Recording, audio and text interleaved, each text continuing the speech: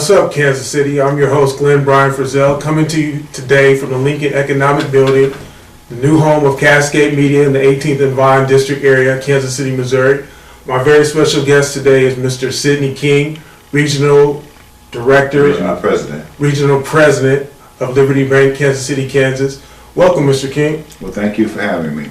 Tell our viewers a little bit about yourself. Well, again, my name is Sidney King. I am the Regional President for Liberty Bank's Kansas City, Missouri operations. I've been with the company now for about 5.5 years. Liberty has been in this market for about 6 years. Liberty is a 40-year-old financial institution that was created to serve the historically underserved African American community. We're experts in that business and providing that support. We have expanded our footprint from New Orleans to Baton Rouge to Jackson, Mississippi, Houston, Texas, Chicago, Illinois, Kansas City, Missouri, Kansas City, Kansas, and Detroit, Michigan, and soon to open in a new location. We will be eventually the first billion-dollar black-owned bank in America. Growing institution, well-run, well-managed, well-capitalized. Let's talk a little bit about economic inequalities. Mr. King, a couple of days ago we had Economic Development Corporation President, Mr. Pete Fullerton, and we discussed the issue of economic inequality. According to recent data by the Pew Research Center, the typical black household has about $5,600 in wealth, assets minus debts, compared to the typical white household, which has about $113,000 in wealth. This 20-to-1 wealth gap is even more striking during periods of economic downturns. Mr. King, we know that economic inequalities disproportionately affect African Americans. Christmas is coming up, and it's always hard for some to manage their cash. Do you have any tips to where we can successfully manage our cash during the holiday crunch? Well, I will tell you, your comments there about the disproportionate economic situations of the African American community is very true, and it's very disturbing. We have got to find ways to own the businesses as opposed to work for the businesses. Become that entrepreneur. Seek entrepreneurship where you create job-producing businesses for others in your community. I blame a lot of it on Willie Lynch. That curse that he put on our people years ago is still prevalent today, and we've got to work toward correcting that. For an example, I'm working with Liberty Bank and Trust. Liberty Bank is the second largest black-owned bank in America. The largest black-owned bank in America today is $680 million. The largest Hispanic American bank is $11 billion. The largest Asian American bank is $10.5 billion. And there are several billion-dollar banks in between. There's not one black-owned billion-dollar bank in America today. That kind of tells you the disparity between the wealth within the other communities and the lack of wealth in our community. We've got to find ways to support each other, to provide support in the businesses that we own in our communities, and develop more businesses within our community so that we can grow that wealth.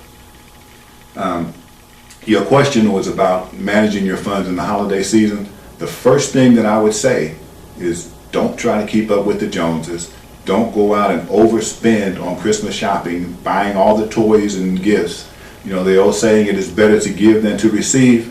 It is better to give when you can afford it, not just give to keep up with the Joneses, to keep up with someone else. When we go out shopping for our children for Christmas, we tend to overspend. We tend to buy things that we really can't afford because we want them to have a great Christmas. We want them to have a memorable Christmas. Christmas morning, they come in, they're excited, they open up the boxes, they take those toys and put them away, have more fun playing with the boxes. And those toys that we have spent all of this money for go back into a closet, never to be used again. We've got to be more strategic in our shopping, buying things that are beneficial. And I would say for the younger kids, buying things that are educational. Because we've got to find ways to keep up on the educational side for our children so that they can become those better job-producing business owners of the future. So there are a lot of things that we need to do, but just don't overspend for Christmas. Manage your funds, budget your funds. Because what happens after Christmas when those bills come in, we can't wait on those tax refunds because even now the government is pushing the tax dates back. So it'll take even longer to get those tax refunds. Excellent. Give when you can afford it. Find creative ways to give in areas such as education where it will truly benefit us. Mr. King, last year there was this article online at the Fiscal Times entitled millennials, young, broke, and spending on luxury. Millennials represent the fastest growing segment of luxury good and service purchasers. Most millennials are burdened with student loans and many are unemployed. How do we take facts from this article and still encourage young professionals to make smart saving and investment decisions that will really affect us in the long term? You know, that's a great point, because we have a society that has gotten to the point of get it now. You know, there is no delayed gratification. We've got to get back to the point of delayed gratification, knowing that we put the time and effort in, we put the work in, and save and plan for those luxury expenditures, as opposed to having to have it now, again, trying to keep up with the Joneses, keeping up with someone else.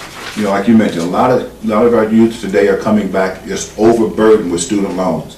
It's amazing, you know, how much debt some of these people come out with coming out of school, you know, because this is expensive.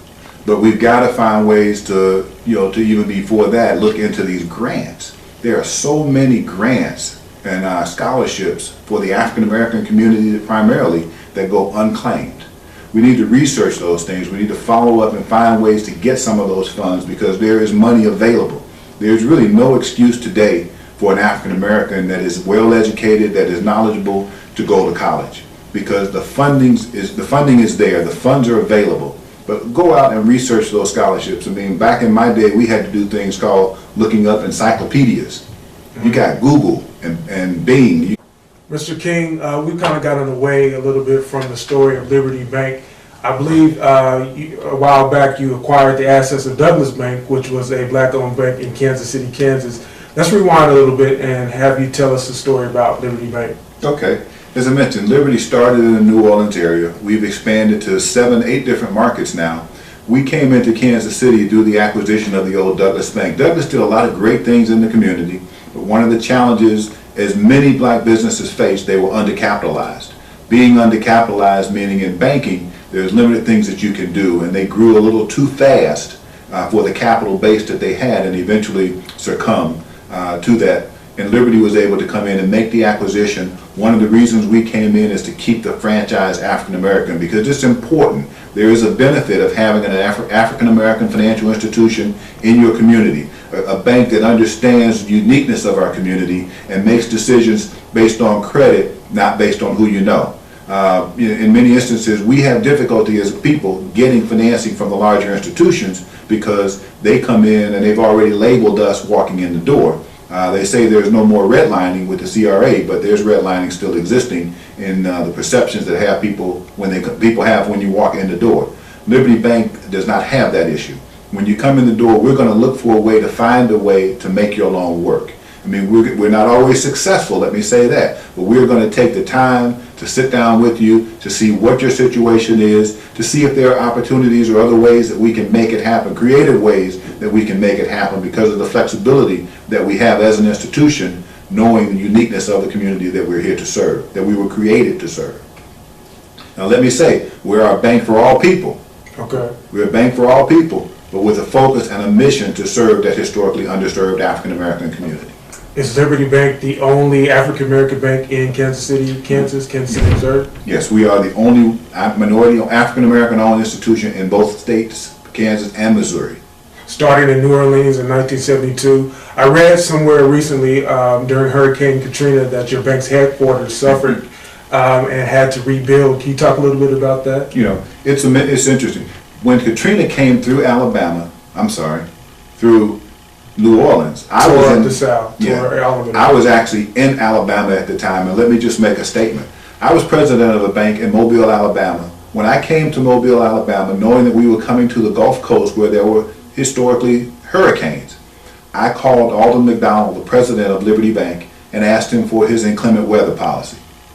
When Katrina came through the South, Alabama was in 100-mile-an-hour wind. Downtown Mobile was flooded. We were underwater.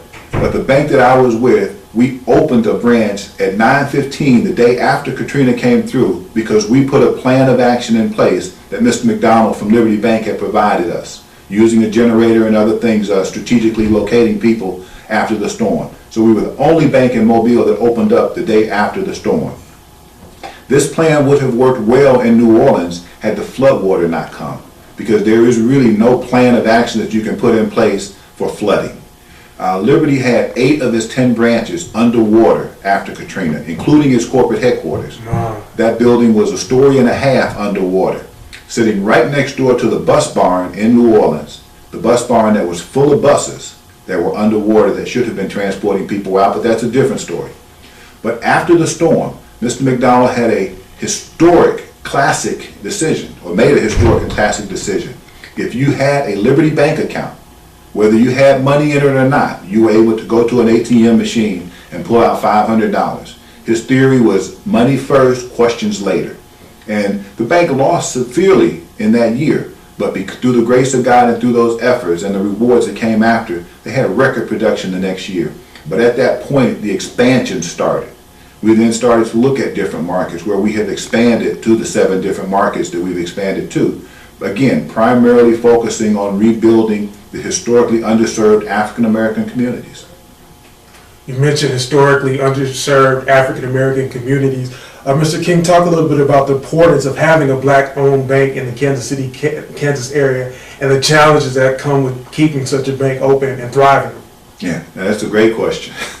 Now, the importance, again, as I mentioned before, is we understand the uniqueness of the community that we were created to serve. I mean, when you go into the different larger institutions, they don't necessarily understand you, and as I mentioned, they label you when you walk in the door. You're already preconceived with preconceived perceptions walking in the door that you are the kind of person that they see on television. They've labeled you and they've made those decisions. When you come into Liberty, you're one of us. You're one of the family. We're just looking to see what we can do to make the transaction work, to make the deal work. The misconception that many people have is that we are the bank of last resort. We are the bank that you go to when no one else will lend you money. That's not necessarily the case. We make decisions differently than what some of the other banks make. We are the opportunity that many people will have, but we are a bank that is federally insured with several fiduciary responsibilities to our shareholders, to our customers, and more importantly, to the regulators, to the government. 3 more questions. I want to know, as a banker, you're sitting there, I don't know if you have an office window or not. I know when I was at Howard University, you have the office window and the banker would be able to see the people as they walk by on the street there. Mm-hmm. You're watching a lot, you see a lot going on in your role as banker. What challenges do you see going on there in the Kansas City, Kansas community? Well, some of the challenges, again, are economics. We talked about the disparity between ownership, what people have and what people need, and what the majority community has. We've got to find ways to bring that economic opportunities, economic revenues back into our communities. Because as you mentioned earlier, our homes are less valued because we live in areas that don't have the great value and the great appreciation. We don't have the disposable income. We don't invest in a lot of the markets that can generate greater revenue for us. We don't have the resources to build our businesses. We've got to find ways to work together to support each other.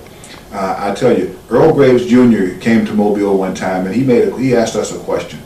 How many of you can look at your service providers and say that you have 10 black service providers? Of African Americans, how many of you can say you have 10 black service providers? Your accountants, your lawyers, your doctors, your pharmacists, of course your banks. The one that we can almost all say is our church.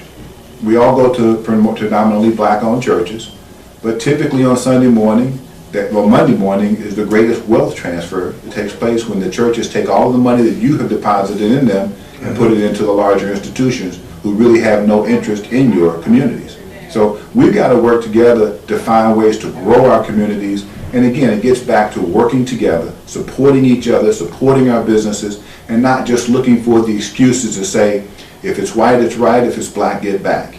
We've got to start focusing and make it a habit to work together. Not just because it's a black business, it's got to be a business that is worthy of your service. For example, I went to college, I graduated from DePaul University. When I went to school, after school, I worked in public accounting. I had to work twice as hard to get ahead as my white counterparts. They came in when it was time for promotions or time for moving to the next grade, they were automatically promoted. I had to be tested. If I had not been prepared, I would not have gotten promoted. So you've got to take that time and effort and be prepared. When you're sitting in an office environment and everybody is chit-chatting and Googling and surfing the net, you got to have your head down working.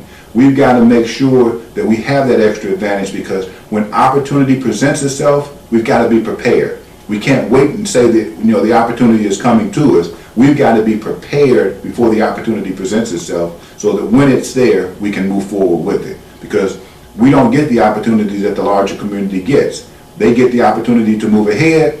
We've got to be prepared for it. So we've got to prepare ourselves for the future, prepare ourselves, get educated, so that we can be prepared when that door opens, when opportunity knocks. Mr. King, those are really tools of the trade, valuable information that you're sharing here with us. You really are just taking the stereotype that I personally had of the sophisticated banker and gone a little bit more and presented a sophisticated, educated banker who's just not interested in getting your money, but interested in teaching you how to use that money so that it will produce generational wealth. What challenges are you looking forward to in the new year, Mr. King? Well, I'm looking for great opportunities for the future. I'm expecting to see Liberty Bank in the Kansas City region grow and continue to serve the needs of the community. I'm looking for our lending portfolio to expand so that we can put opportunities and put new developments within the inner city community, within the urban core, so that we can see the community grow.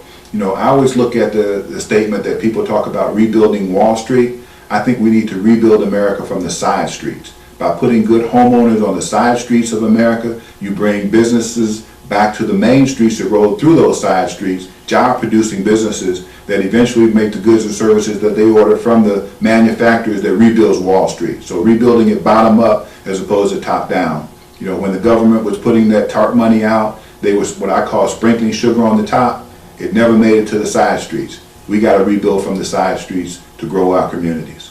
And where do you see the power of media in being able to help usher that growth area, those growth areas in? Well, again, using media, that's where the communication lines are coming from. Word of mouth advertising is great. It's one of the best forms and one of the least expensive forms of advertising.